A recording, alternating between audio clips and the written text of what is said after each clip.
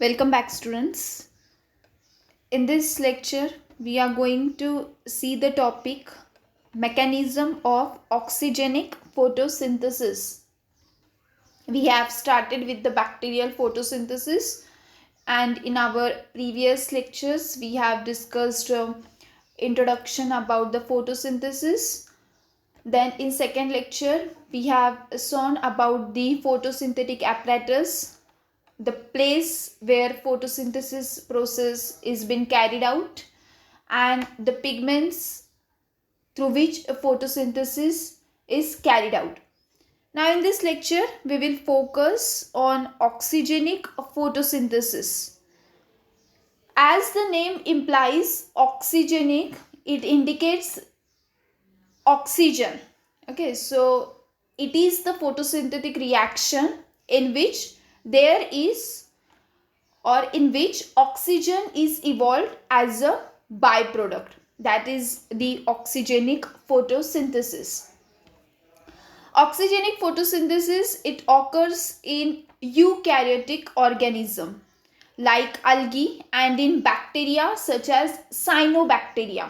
Okay, as cyanobacteria, I have already told you in our previous lectures that the process of photosynthesis in eukaryotes and cyanobacteria is similar because cyanobacteria also contain the thylakoids, carboxysome is there, thylakoid is there. So that is the site of photosynthesis. Hence, process of photosynthesis in plants, in eukaryotes and cyanobacteria is similar, which is oxygenic type of photosynthesis. That is the first point. Okay. Secondly, in oxygenic photosynthesis, there is flow of electrons. Electron flow happens through two different systems called photosystem 1, PS1 and PS2, each containing chlorophyll reaction center surrounded by the antenna pigments. So in contrast to unoxygenic photosynthesis, electron flow in oxygenic photosynthesis proceeds through two distinct but interconnected series of light reaction. So this oxygenic photosynthesis is light dependent reaction. It is depend on the light. Okay. Photosynthesis is carried out in two stages, light reaction and dark reaction. In light reaction, there is oxygenic photosynthesis. Okay, light reaction के अंदर आती है oxygenic photosynthesis, and in oxygenic photosynthesis, the flow of electron is carried out in two different types, cyclic and non-cyclic, that we will see further. So, and in the dark reaction, there is Kelvin cycle. Okay, so that is the stage of photosynthesis, light and dark reaction. So in light reaction, if we will see about the light reaction, then here there is involvement of water. As I told previously that electron donor is light. Okay, electron donor is light, which excites the antenna pigment, and then there is flow of electron. Along with the light, there is water which act as a electron donor and it initiates the chain. And this water which act as a electron donor, it is in the light reaction. Okay, so water act as a electron donor in light reaction, which motivates electron to flow. So here water is split into oxygen and H plus, that is under the light reaction, and at the end it produces ATP and NADPH. How this process actually happens, that we will see in the reaction within just a moment. So yes, there is the two system, photosystem 1 and photosystem 2, which are nothing but reaction centers. Okay, photosystem 1 and photosystem 2 are reaction center located at the thylakoid membrane, which already we have discussed. Photosystem 1, it is called as the P700. Okay, so this photosystem 1, it consists of reaction center called P700. Now this P700, it is nothing but at this wavelength the light is being absorbed. Okay, at a 700 nanometer wavelength the light is being absorbed. So P700. So for photosystem 1, reaction center is P700, and for photosystem 2 there is P680 reaction center, means light absorbed at 680 nanometer wavelength.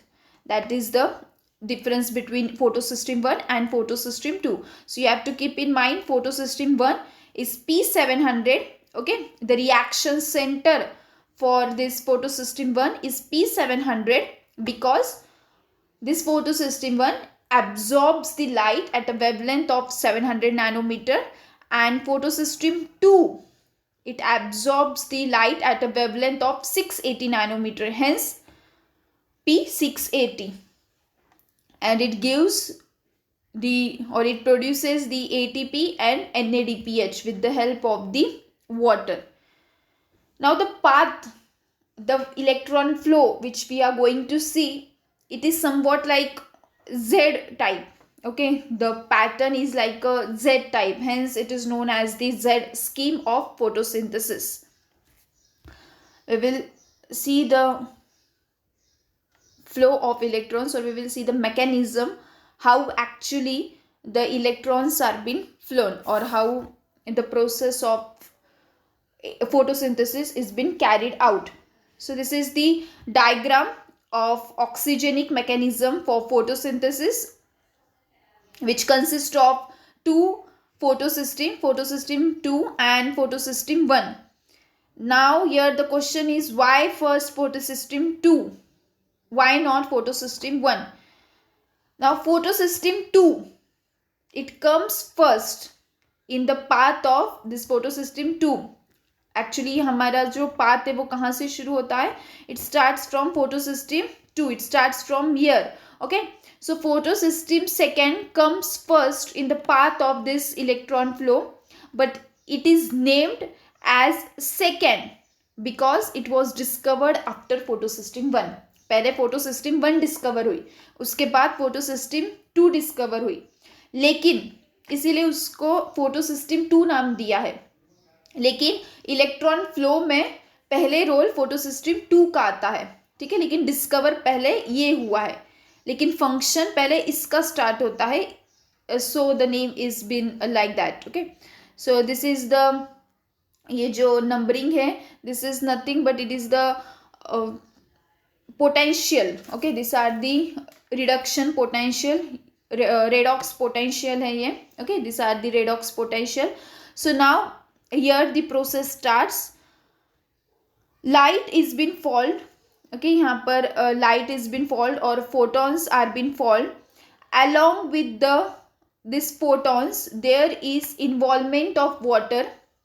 Okay, and this water is oxidized in photosynthesis. This water is oxidized in photosynthesis and splits into H plus and O2. Okay, so water is oxidized in photosynthesis, which means it loses electrons, and carbon dioxide is reduced. Okay, means it gains the electron. We will not go in complications, just you have to keep in mind that the reaction starts from photosystem 2.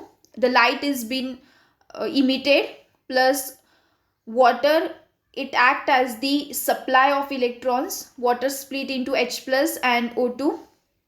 So this supply the electrons to this P680, that is photosystem 2. As electrons enter into this P680, it gets full of electron. Now it get excited, as I told that, and this P680, it is surrounded by the antenna pigments. Okay, this is surrounded by the antenna pigment, and the role of antenna pigment is to capture the light and transfer it to the reaction center.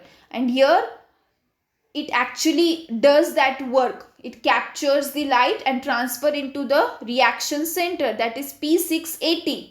Okay, so P680, it get excited So this is the P680 star mark. It is the excited state, indicating excited state. Then electrons from this P680 excited states get transferred to pH. pH means pheophytin. Okay. So electrons from P680 get transferred to pheophytin. From pheophytin it get transferred to plastoquinones. Plastoquinone A, plastoquinone B and plastoquinone pool. Okay, so these are the plastoquinones, plastoquinone A, plastoquinone B and plastoquinone pool. So this P, or we can say plastoquinone or quinone molecules, these are the mobile carrier molecules. Okay, these are the mobile carrier molecules. Here P680, it is embedded system, means it is located at the membrane, it is unable to move. Okay, but this quinone molecules, these are mobile carrier molecules. Okay, so they transfer the electrons from this P680 excited state to to this plastoquinone pool. Okay, they transfer the electrons to this plastoquinone pool. Then from plastoquinone pool it get transferred to the cytochrome Bf. Okay, it get transferred to the cytochrome Bf. Now when electrons are transferred between plastoquinone and cytochrome Bf, here ADP is phosphorylated to ATP. So here there is generation of ATP. Getting my point? Here there is generation of ATP. So when electrons are transferred between plastoquinone and cytochrome Bf, there is generation of ATP. ADP get phosphorylated. Hence it is also known as phosphorylation reaction, because there is production of ATP. Then from cytochrome Bf, electrons get transferred to plastocyanin. Okay, from plastocyanin it get transferred to photosystem 1, that is P700. This P700 is also embedded system. Okay, P700 is also embedded system. So here there is involvement of light. Again, as there is involvement of light, there is excitation. Okay, so these electrons get jumped from this excited state to cytochrome H0, then from cytochrome H0 to quinone, then iron sulfur complex. From iron sulfur complex it gets to ferredoxin. From ferredoxin it enters to the flavoprotein, and then finally NADP is reduced to NADPH. Okay, so that is the overall process. Here at the last, this NADP plus get reduced to the NADPH. So this is all about the Z scheme. Actually it looks like N, but a scientist has given the name as Z scheme. When we tilt this pathway, it will look like Z, hence the name is given Z scheme. Now what is the role of this redox potential? Let's understand the role of redox potential, what actually they do. Now here this plus sign, okay, plus sign, it indicates that oxidized level where electron can be accepted. Okay, this plus sign indicate that electrons can be accepted, and negative sign, it indicates reduced level, which means that electron can be donated. Now here actually it happens, what happens, this light, okay, when photon falls on the reaction center, when light falls on the reaction center present at the thylakoid membrane, this antenna molecule transfer this light to the reaction center and it get excited. Okay, and here it has accepted the electrons from light. Okay, so the positive value which indicate that acceptance of electron. So As it accepts the electron, it get excited. Okay, so the excited level is here, which is shown in the star mark. So here it achieves the negative value, which indicates that now it can donate the electron. So P680 donates the electron to the pheophytin. Okay, and from pheophytin to the quinone molecules. Now here negative means what? They are donating the electrons, and quinone molecules are mobile carrier. They can move, they can transport the electron. So from quinone they enter to the cytochrome BF. Now cytochrome BF, it is at the middle of negative and positive value. Okay, so this cytochrome BF can donate the electron to plastocyanin. Now here it has become completely, means there is no electrons, it needs the electron. Okay, because positive value is there, and positive value, it indicate that it can accept the electron. So here there is deficiency of electron. Immediately it comes to the photosystem 1, and there is involvement of light, which again generates the electron.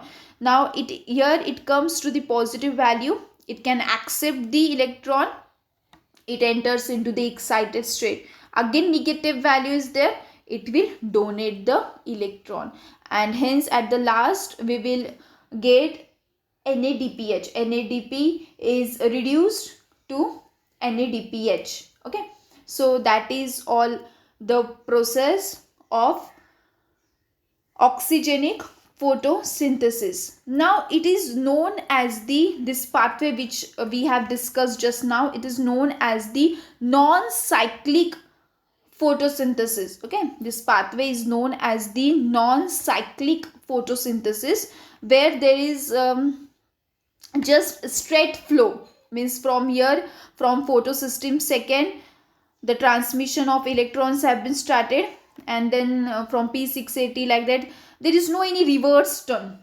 Okay, it is like a linear pattern, hence it is known as the non-cyclic. Now what happens in the cyclic? In the cyclic process, there is just involvement of this photosystem 1. Okay, and in the cyclic pathway, in the cyclic photosynthesis, the reaction starts from photosystem 1. P700, light is been bombarded, okay, at the reaction center P700. It get excited, electrons get transferred to chlorophyll A0. From chlorophyll A0, it get electrons are transported to quinones, then from quinones to iron sulfur center, from iron sulfur center to ferredoxin, and from ferredoxin this electron comes back to the cytochrome BF. Okay, it comes back to the cytochrome BF, and again this cycle is being started. Then from cytochrome BF, plastocyanin, then again P700. So this is the cyclic manner. Okay, this is the cyclic manner where there is generation of ATP. So that is the difference between the cyclic and non-cyclic oxygenic photosynthesis. What already we have discussed, it has been shown in the same like that of the electron transport chain, which is involved in the cellular respiration. This is the chloroplast, thylakoid, granum is there, और ये जो एक plate दिखाई है, okay, this thylakoid, one thylakoid structure is been elaborated here. And as I told that photosynthesis takes place in the thylakoid membrane, so this first sheet is been expanded here. This is the thylakoid plate, okay, stroma, thylakoid lumen, and this is the thylakoid membrane. So here same, the reaction starts from P680. What we have discussed here, same is been shown in this diagram. Now it is the cyclic process, okay, which involves just photosystem 1, as I told. So from photosystem 1, electrons get excited to the it gets excited, and then it transfers to the ferredoxin, cytochrome BF, then cytochrome C, and again this is the same process what we have discussed earlier. Okay, so that is about the difference between cyclic and non-cyclic, but both the process are the part of oxygenic mechanism of photosynthesis. If we'll see the difference between this cyclic photophosphorylation and non-cyclic photophosphorylation. Why it is called as photophosphorylation? Because there is a generation of ATP. You can see there is generation of ATP. ADP gets converted into ATP. So if we'll see the difference between this cyclic and non-cyclic, then in cyclic there is just one photosystem involved, that is photosystem 1. As electrons get reversed back like a cyclic manner, therefore it is known as the cyclic photophosphorylation. In non-cyclic, there is involvement of two photosystem 1 and photosystem 2. Photosystem 1 reaction center is P700, and for photosystem 2 reaction center is P680. Here water is not required. In cyclic photophosphorylation there is no involvement of water, just light is sufficient to excite this reaction center. But in non-cyclic there is photolysis of water, means water is oxidized and splitted into H plus and O. In cyclic phosphorylation, oxygen is not evolved, and here oxygen is evolved. In non-cyclic, as there is splitting of water, so it releases the oxygen, but here oxygen is not released. Then in cyclic photophosphorylation, NADPH is not synthesized, but in non-cyclic NADPH is synthesized. We have shown that NADP plus it get reduced to NADPH by donating the electron, okay, from ferredoxin. In cyclic photophosphorylation, it is used to produce additional ATP in order to meet cell energy demands. So as we have shown, in cyclic there is production of ATP, extra ATP, and in non-cyclic products can be used for the light independent reaction. Okay, so that is the difference between cyclic photophosphorylation and non-cyclic. If we'll see the difference between this photosystem 1 and 2, then photosystem 1, it lies on the outer surface of the thylakoid, and photosystem 2, it lies in the inner surface. That already we have shown in our previous video. First and last were the site for photosystem 1, and the middle sheets, middle plates were the site of the photosystem 2, or these are the reaction centers. Okay, photosystem 2 is the reaction center. PS1, here oxygen is not evolved, and here oxygen is evolved. Okay, that is the non-cyclic mechanism. Here photosystem 1, it consists of PS1, that is P700, means light absorbed at the 700 nanometer wavelength, and here light absorbs at 680 nanometer wavelength. NADPH is formed in this reaction, and in photosystem 2 NADPH is not been formed. This is similar, the difference is similar to cyclic and non-cyclic. Okay, so that is all about the oxygenic mechanism which takes place in two ways, cyclic and non-cyclic. Okay, and in cyclic there is just one photosystem, and in non-cyclic there is just there are two photosystems. So electrons get transferred from ground to excited, and your negative value indicates that it can donate the electron, positive value it indicates that it can accept the electron from the light, and here water, they act as the electron donor. Okay, so you have to keep in mind that light and water here act as the electron donor, and at last NADP is the electron acceptor. Okay, NADP is the electron acceptor. We get reduced to NADPH, and that NADPH is further used in the dark reaction, in the Kelvin cycle. Okay, so these are interconnected with each other. So I will recommend that you must watch the previous lecture of photosynthesis so that the points will be more clear to you. I hope this will be helpful for you. Thank you.